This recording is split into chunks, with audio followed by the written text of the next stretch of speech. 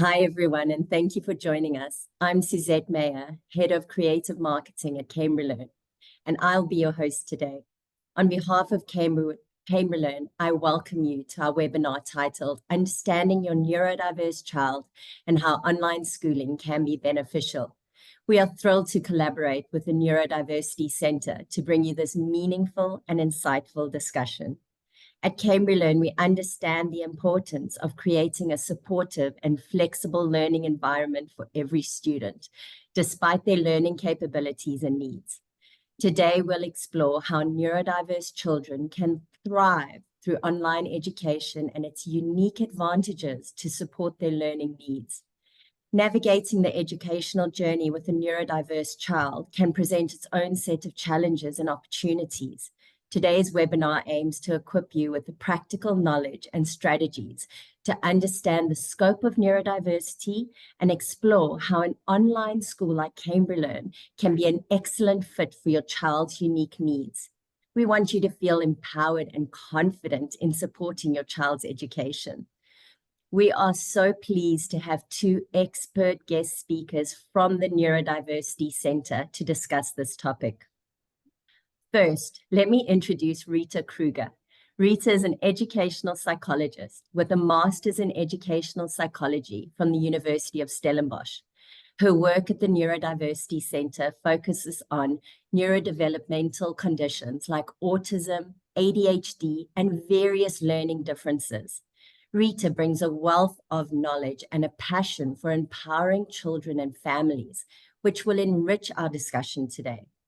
Our second guest is Shahida Musa, an occupational therapist and the owner of a practice that specializes in neurodiversity. Shahida's work centers around mental health, sensory processing, and vocational rehabilitation, providing therapy and support for clients across their lifespans. She is dedicated to creating positive, therapeutic environments that cater to the individual needs of her clients. So thank you all for joining this evening and inviting us from the Neurodiversity Centre also to collaborate with you. We thought we'd talk about navigating the education and looking at neurodiversity and also the benefits of online learning. You're having quite fun there. And just a little bit about perhaps the NDC. Our work is grounded in research from the Gilbert Neuropsychiatric Centre in Sweden, which is led by Professor Christopher Gilbert, who's considered to be sort of a world-renowned expert in the field of neurodevelopmental conditions. We at the NDC, which is short for Neurodiversity Centre, have 8 branches across the Western Cape, as well as KwaZulu-Natal, with about 80 professionals working in a multidisciplinary team, offering support and understanding and inclusion for those with neurodivergent conditions. We also work with a lot of families whose children are in formal education settings or transitioning perhaps to smaller learning settings or online schooling. And we, with our talk tonight, also hope to provide further insight to assist you on your unique journeys. So first, let's look at what neurodiversity means. But it's working great. Okay. Let's look at what neurodiversity means. So when we look at neurodiversity, it's a biological fact. So when an individual or even group of individuals diverge from the dominant societal standards of neurocognitive functioning, they're considered to be neurodivergent. So neurodiversity is also a term used to describe a variety of human neurocognitive abilities. This recognizes that everyone has differences in how they learn, how they function, how they behave. For some of us, these differences can be more pronounced, while neurodivergent individuals will likely possess certain strengths. They may also similarly experience unique challenges. So it's very important to note that there's not one type of neurodivergent condition, and I'll speak about that a bit later. And while many individuals who are neurodivergent experience less difficulties, they're more able to function in formal education settings, at times with necessary accommodations, but others might require a different approach to education to thrive. Neurodiversity also refers to people who interact with the world around them in different ways. So while these interactions might be different, they shouldn't be viewed as something being wrong with that individual. A neurodivergent person simply sees and behaves and experiences within the world differently. So when we look at neurodiversity, it can be seen as a concept of neurological differences such as autism spectrum disorder, attention deficit hyperactivity disorder, or specific learning disorders, which are seen as natural variations of the human brain or human genome rather than disabilities or disorders or deficits of the individual. Professor Gilbert writes, "We are all neurodiverse, and there's not one person on our planet with the exact same neurofunction. Not even identical twins have identical brain functions." So firstly, congratulations, we're not all typical. And secondly, there are no two people who exist with the same neurofunctions. So it's really important to look at each person's specific learning needs and to ensure that these are individualized and accommodations are made in terms of the environment or in the way that we teach to accommodate for those specific neurofunctions or brain functions. Yeah, at the Neurodiversity Centre, and it's a term coined by Professor Gilbert, and it stands for early symptomatic symptoms eliciting neurodevelopmental or clinical examination, so ESSENCE. ESSENCE means or refers to the overlapping nature of neurodevelopmental conditions. So research shows globally that at least 15% of all individuals have neurodivergences. That means that 1 in 7 people are neurodivergent. And these neurodivergences, what a long word, are always largely genetic and present from birth. So at the Neurodiversity Centre, we work with what we call ESSENCE families. As we understand that there's a genetic link, we often find that many of individuals within a family could also have neurodiversity, and the neurodivergent conditions can also be similar or very different. And you can understand then there's some complexities in how they understand one another and how they communicate. But each form of neurodivergence has a range of associated characteristics, and these can vary from individual to individual and can even change over time. So as many of these neurodivergent conditions have many overlapping characteristics, they are also likely to co-occur, meaning individuals with one of these diagnoses are more likely to also have another. So for instance, if someone has been diagnosed with autism spectrum disorder, there's a higher prevalence that they might also be diagnosed with attention deficit hyperactivity disorder or sensory processing disorder. So in terms of identifying support needs of an individual, we have to view them from a multi-dimensional perspective. So, sorry, there's a poll that jumped up at me. I'm not sure I'm navigating that. I'm not sure. So in terms of that multi-dimensional perspective, it's so important for us to look at schooling environments and look at what we put in place in terms of accommodating our neurodivergent child for them to be able to function optimally. The common neurodevelopmental conditions from the previous slides is autism spectrum disorder, ADHD, and our specific learning disorders with impairment in reading, written expression, and mathematics, which might be more commonly known as dyslexia, dyscalculia, and dyspraxia. But very often, and we call this a family of the neurodevelopmental conditions. So if we think of an umbrella term and what is underneath that umbrella, we find co-occurring conditions that can coexist or co-occur. Obsessional compulsive disorders, eating disorders, sensory processing disorders, difficulties with visual and auditory processing, tics or Tourette syndrome, epilepsy and seizure disorders, sleep disorders, anxiety, depression, and somatic and chronic conditions like pain conditions, chronic pain conditions, chronic fatigue syndrome, gut health issues like IBS, fibromyalgia. These are very common to co-occur with your neurodevelopmental conditions. It's not to say one person would have all of these. Each person's profile might be unique. For example, you might have an individual who has been diagnosed with autism and co-occurring ADHD, but also common conditions that might co-occur with those are anxiety, sensory processing difficulties, and perhaps a chronic health condition. And I think it's also important just to reference the overlap, and I think one of the slides also mentions that overlap is a rule, is not an exception. So if you think about your child and how they go to school every day and how these co-occurring conditions that occur together might impact your child's everyday experience at school, and even how it can impact on their learning and how we need to make provision for those also. So understanding a child's unique experience and the unique way they function, it's important to understand what challenges they may face in their learning environments.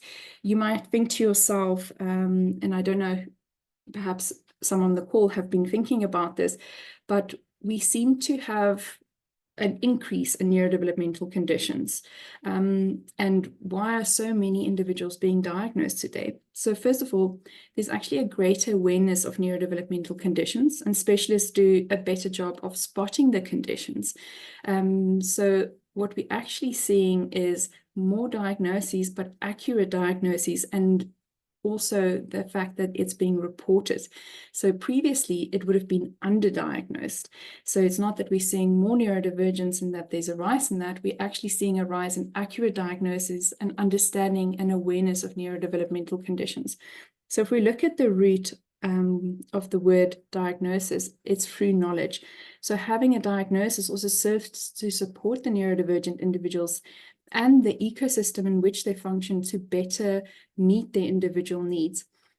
So receiving, in my experience in the work that we do in our practice, for an individual to receive a diagnosis can be absolutely life-changing.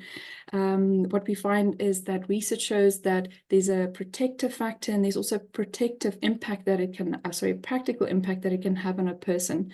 And also we see it as a protective factor against later psychiatric diagnoses. So if we think of a classroom setting, and around 15% of your individuals sitting in that class are likely to present with neurodevelopmental condition, our traditional school systems are not always aligned for the designed and designed for the neurodevelopment divergent child in mind.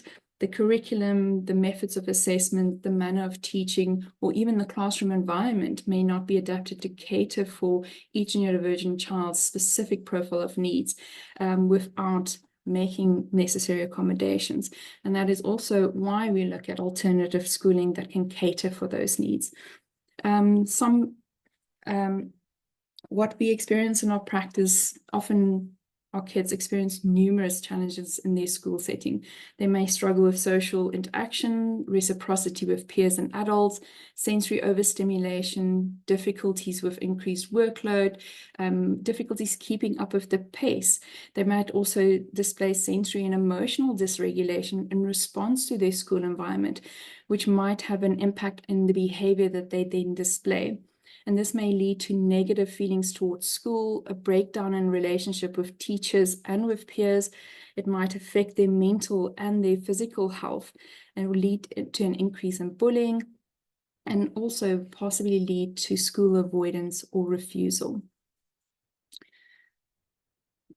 One of the core challenges that we have identified is masking. So masking involves either the conscious or unconscious effort of a person with neurodivergence to change their external behavior to blend into social situations. So using very sophisticated strategies at times, they will try to conceal their neurodivergent traits from casual observers. So they might suppress their self-stimulatory behavior or their stimming behavior, meticulously study others and imitate their social behaviors, analyze facial or body language of others and try to emulate those.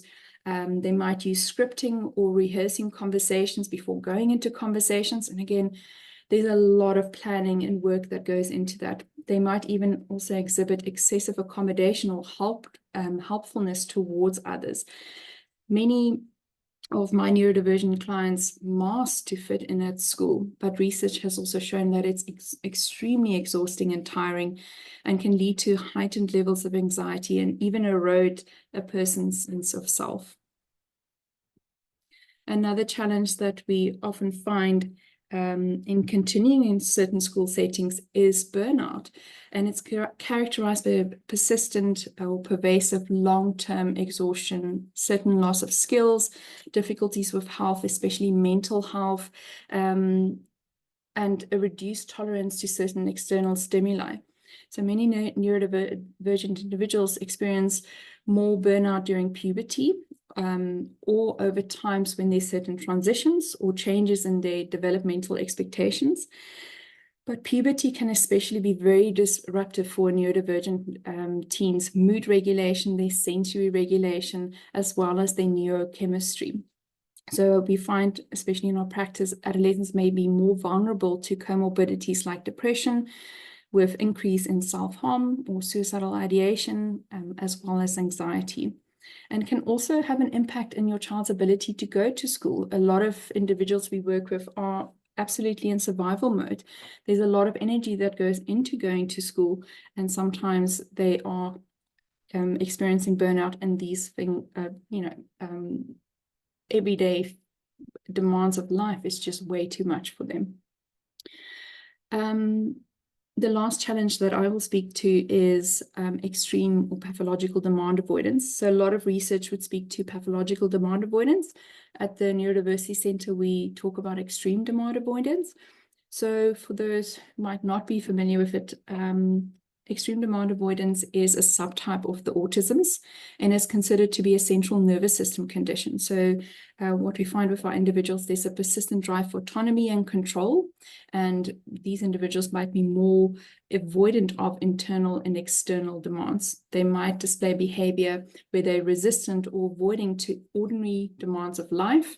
And if we think of the school setting, there's a lot of demands that are placed, and they might use strategies like distraction or giving excuses, delaying completing work, withdrawing into a fantasy world, drowning out requests with noise. And what we found with our children with extreme demand avoidance is that they're very good at masking. So at school, they will mask to fit in at school. They're very self-aware, so they have very good strategies to know how to do this.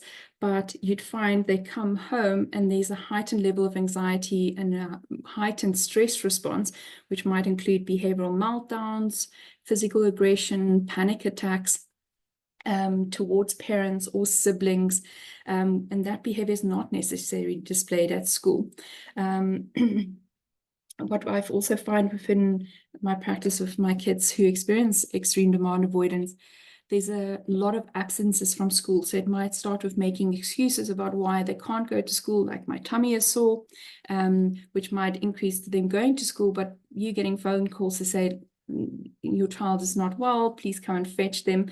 And this then increases into school avoidance or full school refusal. In some instances, the demands need to be reduced for them to be able to function, and they might need to leave more formal school settings and transition to smaller learning environments or online schools to be able to optimally recover from their central nervous system sort of shutdown, and to be able to thrive and to learn.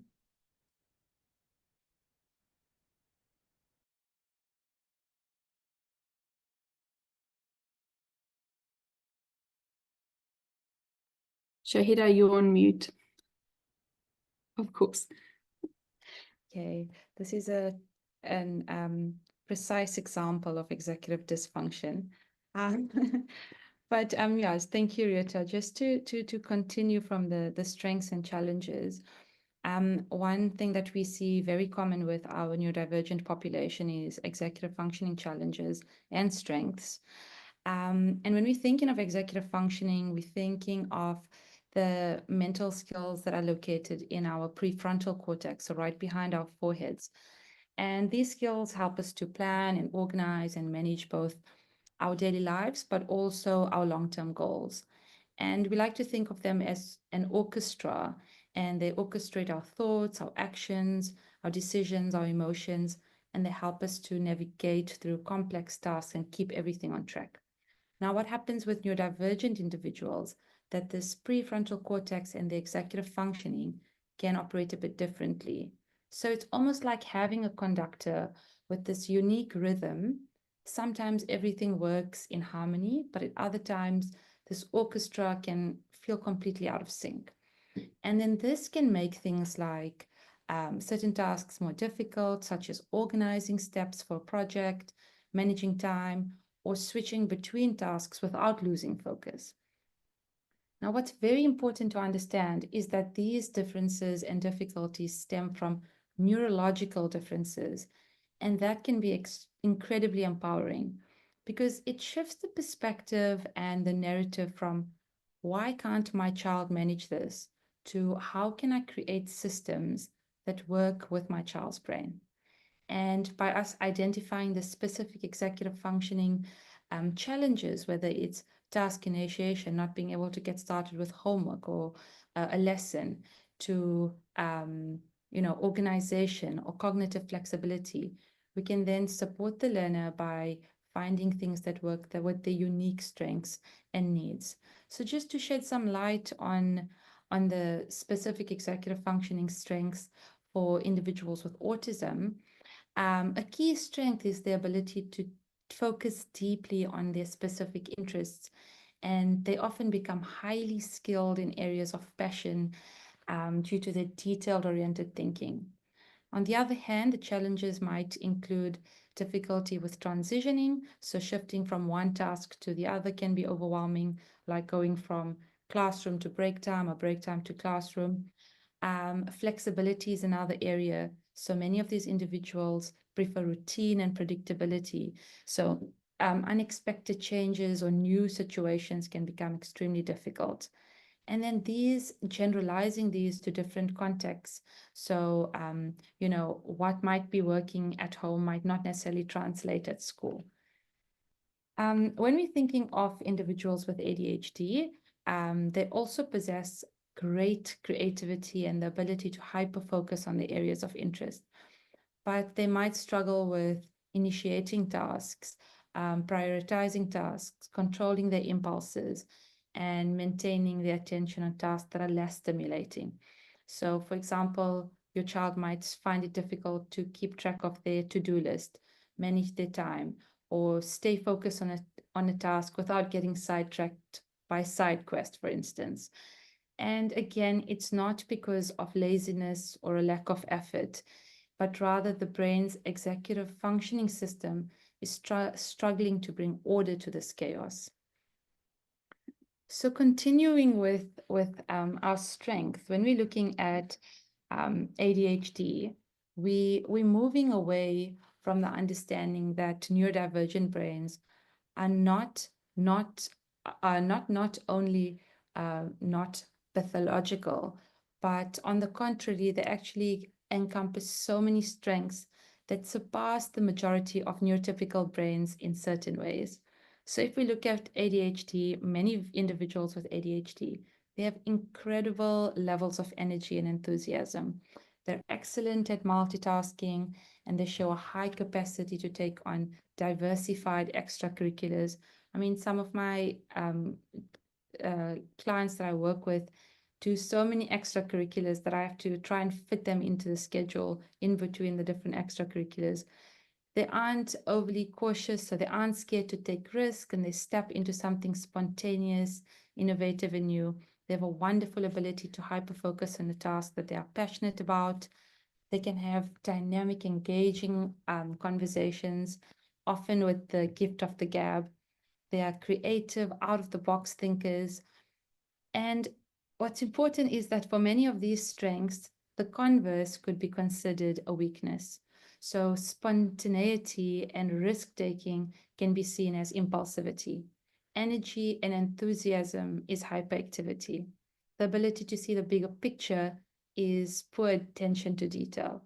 Multitasking and the capacity to take on diversified extracurriculars can look like difficulty sustaining attention. And I want you to see, like, depending on the context and the value that we place, ADHD can be either disabling or advantageous. The same thing goes with autism. Many people with autism are highly analytical. They can be very accepting of the differences in others. They show incredible acuity to the sensory world. And they can be considered perceptual experts. They have excellent memory skills. They have an incredible capacity to create and optimize systems, create orders, and recognize patterns. And they are deeply, deeply authentic and empathetic. But again, these strengths can have a flip side of the coin. So analytical proficiency can be looked at by someone as repetitive thinking. And perceptual experts is sensory processing problems. Their strong sense of fairness and justice is rigid thinking. And the ability to establish order could look like a rigid adherence to routines. So I'm sure you get the point. What's key here is the way society and schools and homes view these different neurologies, embrace different ways of being, and adjust to accommodate these neurological differences.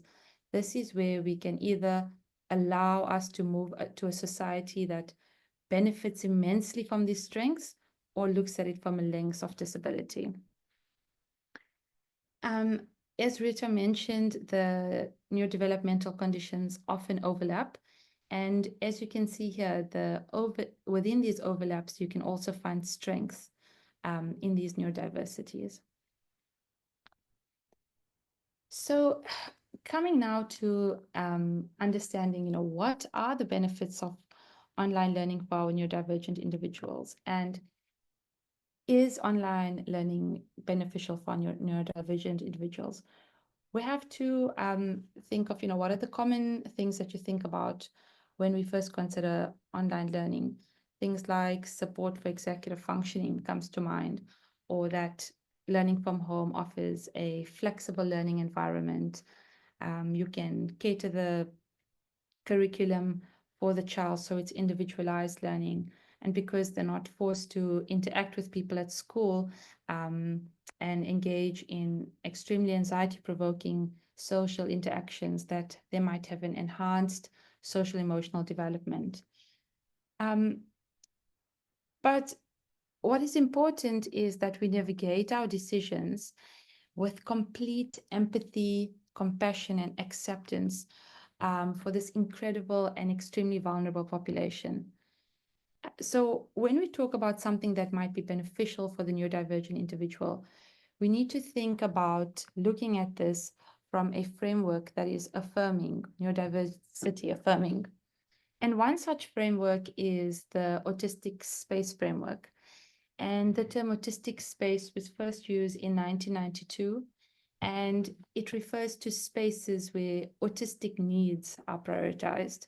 So the framework and the authors adapted the term to create this memorable acronym called SPACE. And it was made specifically for healthcare workers, but we can implement this framework to schools and home environments. And it's here to help teachers, parents, healthcare workers understand and meet the core needs of our autistic people across different environments. So when we're thinking about is online schooling beneficial for our neurodivergent population, we need to see if it aligns with this SPACE framework. When we're looking at the S in SPACE, this refers to sensory needs. And as we know, our neurodivergent individuals often experience sensory sensitivities. And one of the key benefits then of online schooling is the flexibility it provides in managing these sensory inputs. In a traditional school setting, our learners experience overwhelming sensory stimuli, the lights in the classroom, the unpredictable sounds, the hustle, whereas with online schooling, they can adjust the lighting, the sound, and other sensory factors to suit their own specific sensory diet or sensory needs.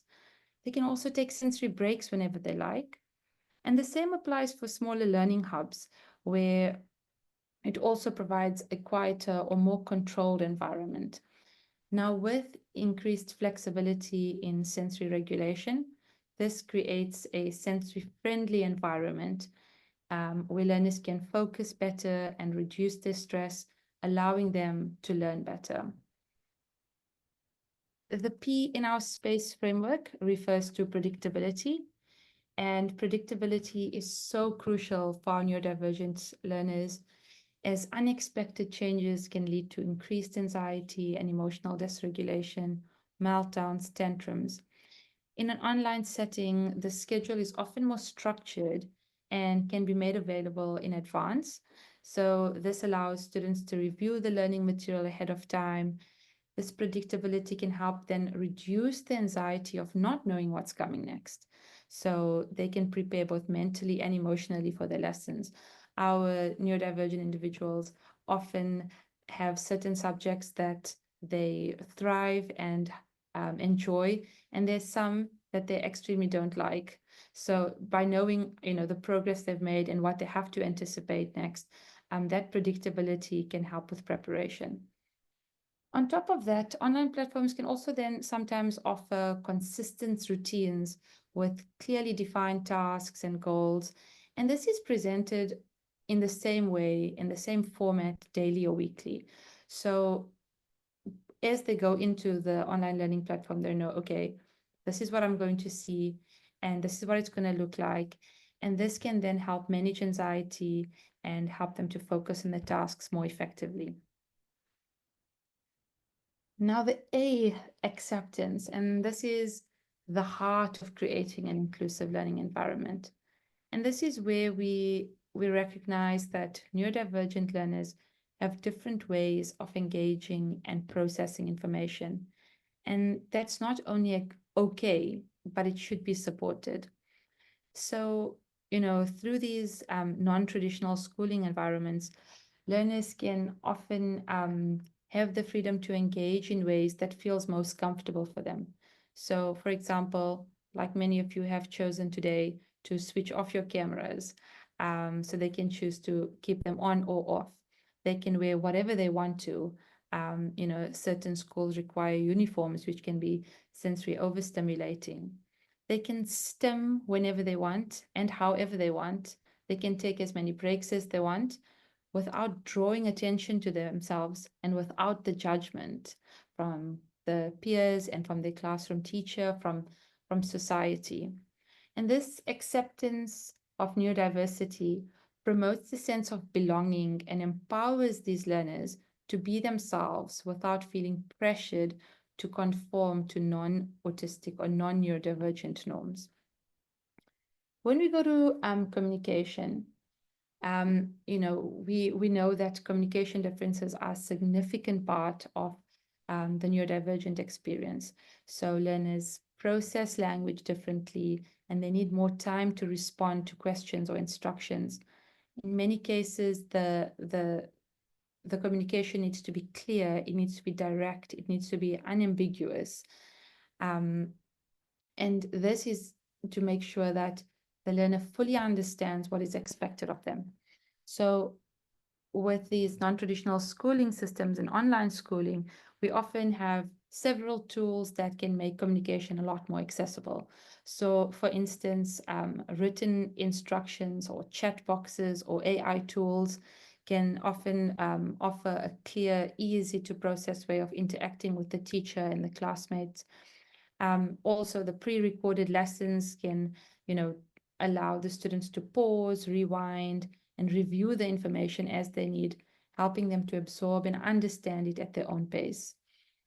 And then this flexibility in communication ensures that the learner then has the time and the resources to process and then respond to the information without feeling rushed.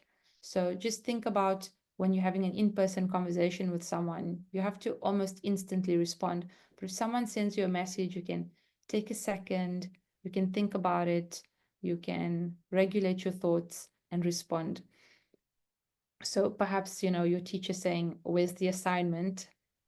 We often might see in a school setting an emotional outburst, but with online learning, you might not get a response, but if you do get a response, it might be a calculated response.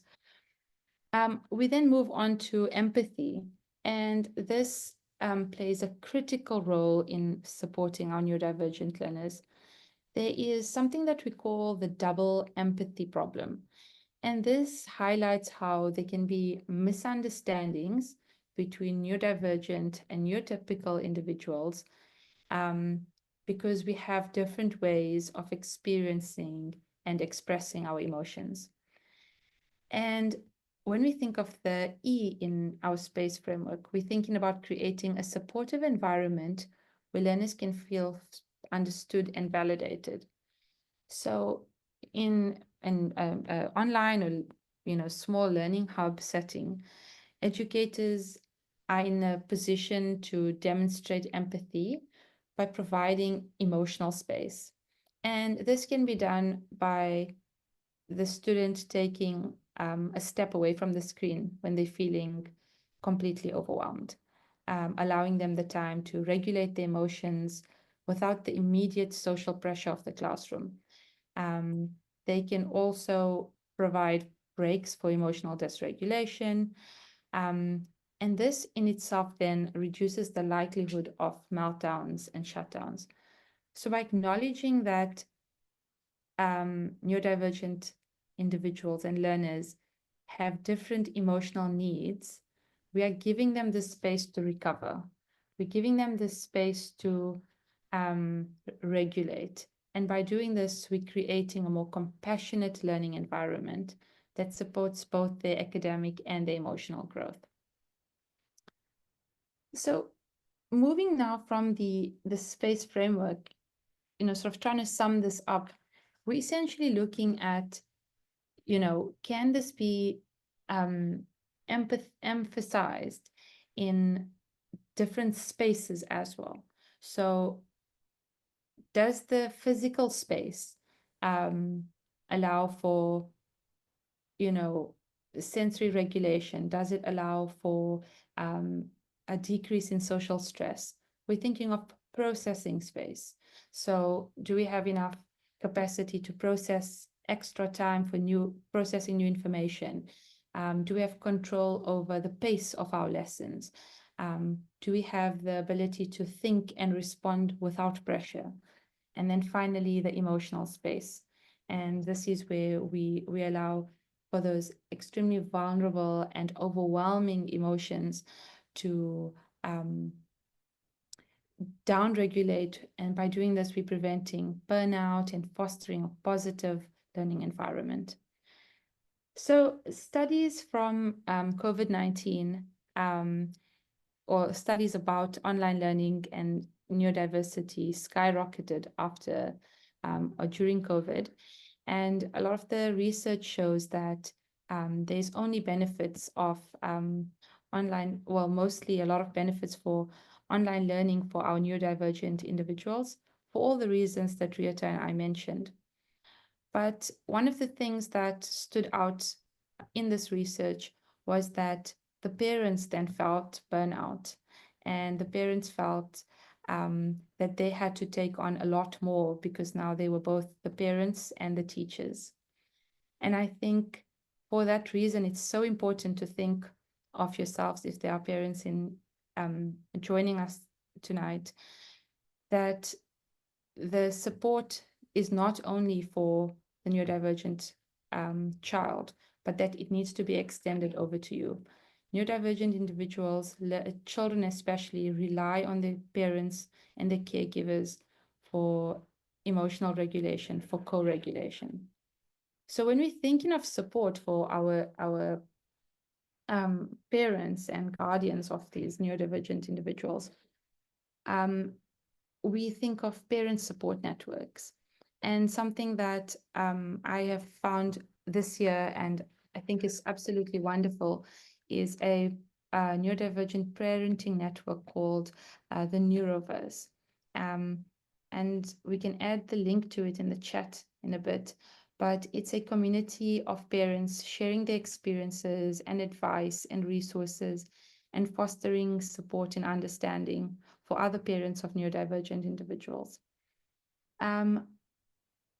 Adding to that, it's important that, the knowledge of neurodivergent conditions is understood by the caregivers so that they can then pass that information on to the environments in which the child interacts. So with the schools, with the karate instructor, the swimming instructor, whatever the case may be. And at the Neurodiversity Centre, we have a lot of training and psychoeducation. So if any parents are interested in that, you're welcome to look at the website. But at the same time, just there's so many wonderful ways of educating yourself. I mean, we live in a world of social media, and this is one way that we've connected tonight. Finally, from a personal case study way, a lot of my clients that end up in online learning programs come from very traumatic traditional schooling settings where they are completely burnt out, they're completely not accommodated. I mean, a lot of our clients thrive even in mainstream schooling, so it's important to note that it's not a one size fits all. But those who do eventually end up in online learning school settings, we often equip them with companions or facilitators. And what this does is essentially it allows parents to have a breather and be the parent instead of being the parent and the teacher. And facilitators are essentially trained professionals who have an understanding of neurodevelopmental conditions, specifically PDA, and they spend time with your child while they are engaging in the online schooling. And they help with executive functioning support, they help with sensory regulation, and they also then provide that academic support and co-regulation. So, if you are thinking about online schooling and feeling burnt out in that sense as a parent, getting support from a facilitator or companion can also be something that might be beneficial to your journey. So yeah, thank you so much everyone for listening to us. But I think we'll now open up for some questions. Thank you, Rita and Shahida, for sharing these valuable practical strategies and insights into understanding our neurodiverse children. I'm sure our audience has found them so valuable. We're going to open the floor to our live Q&A session. Some fantastic questions have come in. We'll answer as many as possible as we can in the remaining time. So just pop your question into the chat. Our first question is, my son has traumatic brain injury from a car accident. Would online schooling suit his needs?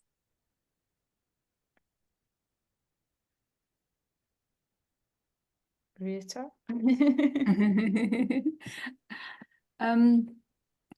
I think to firstly just understand in terms of his cognitive abilities as well as his scholastic functioning would be really important to perhaps assess that and to see at what level they're functioning and if they were able to cope with the demands. I think also perhaps to look at the specific support needs that they might need. Would it be a facilitator helping them through, or are they able to go through independently through online schooling? And I think the curriculum would also be an important factor. Is it, the CAPS? Is it then the British curriculum? What does that look like? So it would be very, very much needed to do an assessment to kind of look at those things and then to go from there. Yeah, so I think in essence, yes, I think it could be, but just needing some background information. Yeah. Absolutely. Sorry, Another question that has come in is, will the IGCSE exam is taking place, but it doesn't happen in my child's safe space? I will answer that on behalf of Cambrilearn. You can apply for concessions for the external examinations. All you need to do is inquire with the exam centre that you're registered with or the British Council regarding how to apply. They will confirm what accommodations can be made in terms of providing a separate space for the student. All right, another question. How does the companion work? Please, could you expand on that? Absolutely. So the companion is essentially another term for a facilitator. But when we think of a facilitator, we're traditionally thinking of somebody who goes into the school and is with your child and is helping them stay on track with the teacher. When you're thinking of a companion, this often fits in more with a PDA profile. So a companion is there to do whatever your child needs with them. It's hanging out with them, gaming with them, and creating this extremely safe space so that when it is time to engage in learning content and online schooling or whatever the case may be, that they have this person who can then regulate with them, provide that structure, that sensory support, and then guide them through that process. So we use the term companion because a lot of the time we see with our clients who have left traditional schooling that there's that burnout phase, and that burnout phase can last for years. And when these clients eventually decide to go back to school, they're sometimes 17, 18, 19, going into perhaps a grade 7 or 8 level. And that's where then the companion comes in, who is someone who's their age, who they can get along with, and have similar interests. So I hope that answers the question. Another question, how can homeschooling parents address the social needs of neurodiverse children, especially if they find social interactions challenging?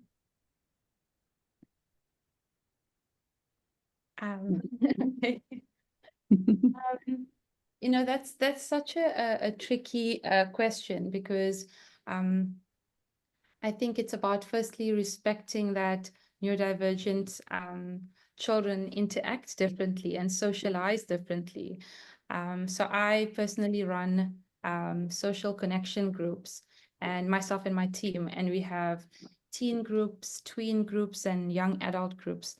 And the space is just where these neurodivergent individuals can come and connect with other neurodivergent kids. And one day I had a kid in my group, and I went around in the circle and I said, okay, like, welcome everyone to the group. We're just going to quickly share why we're here. And everyone went around saying, yeah, I don't have any friends, I want to make friends, or my mom said I'm a scum, or, you know, something like that. And we went to this little kid, and he said, I have absolutely no idea why I'm here. I have friends, they're just online. And you know, he chose not to come back the next day, and I completely supported him. So it's about understanding that, you know, building these connections does not mean that it has to be in person.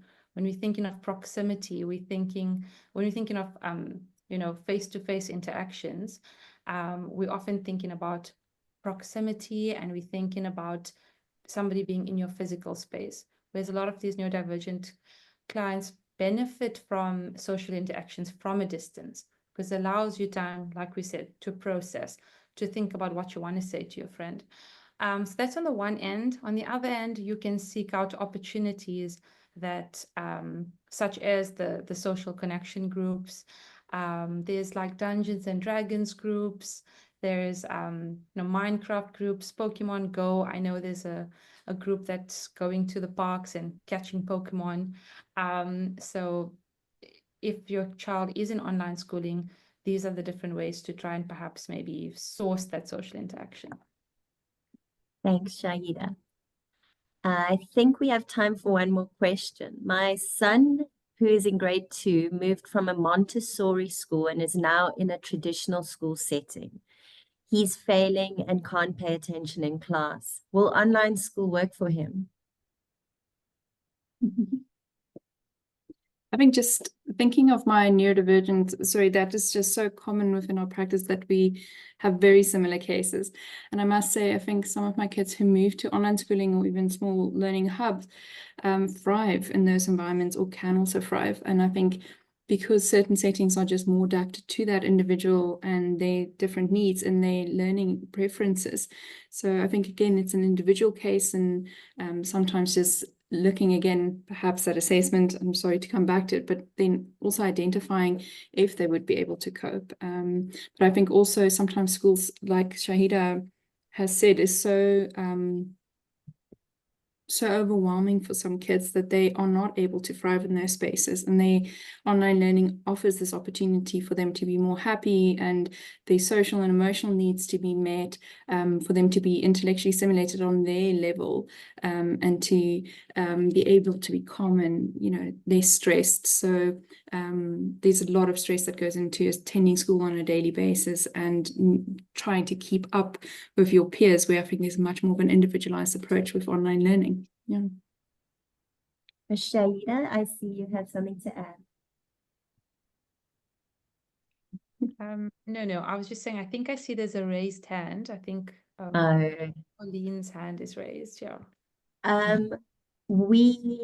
We've had so many questions come in that we are running out of time, but what we will do is we'll gather the questions, consult with Shahida and Rita, and we will send out an email just, you know, answering all these questions, because often other people's questions can help fellow parents in the same situation, questions they haven't even thought of.